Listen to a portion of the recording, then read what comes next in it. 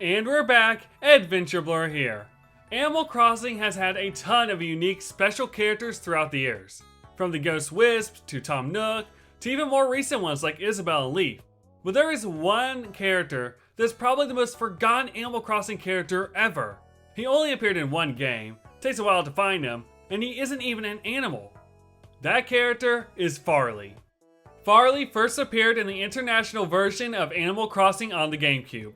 Unlike many of the other characters from that era, he did not make an appearance on the Japanese exclusive N64 version, or the later Dobutsu no Mori Plus release. Instead, for his introduction in Japan, he first appeared in the E Plus version, which came out in 2003, 2 years after his first appearance in the international versions of Animal Crossing.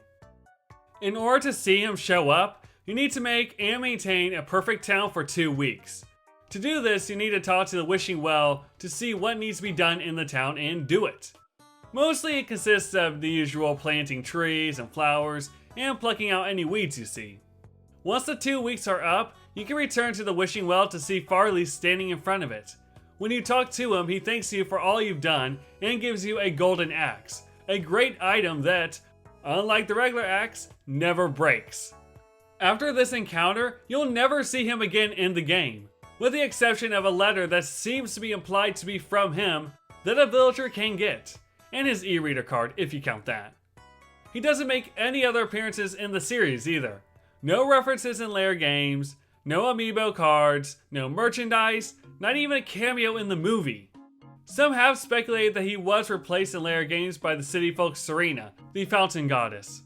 This does make a lot of sense, seeing as Serena and Farley both appear after taking care of a town in some way. With Farley, it's by keeping the town perfect, and with Serena, it's by donating a ton of bells to the town. They also both give you the golden axe, and both make cameos before their reveal, with Serena being the fountain in the city, and Farley having that small statue in the front of the Wishing Well. He's also on the spine of Dobutsu no Mori E+, and on the manual, though I have no idea what he's saying. Now, why they would swap Farley for Serena is beyond me, especially with them giving Serena the distinction of being a goddess. This may be one of those game mysteries that we'll never know the answer to. It is very unlikely that we'll see Farley ever again in the series, not only because he was replaced by Serena, but because he's not an animal to begin with. Farley is one of the only characters in Animal Crossing that isn't an animal, with Wisp, the player character, and maybe Zipper T Bunny being the only other major exceptions.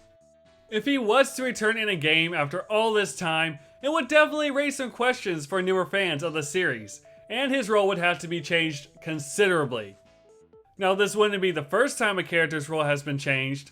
Maybe he could give the player a new item for perfecting the island in New Horizons. Guess only time will tell. Anyways, thank you guys so much for watching. This is AdventureBlur, and I will see you next time.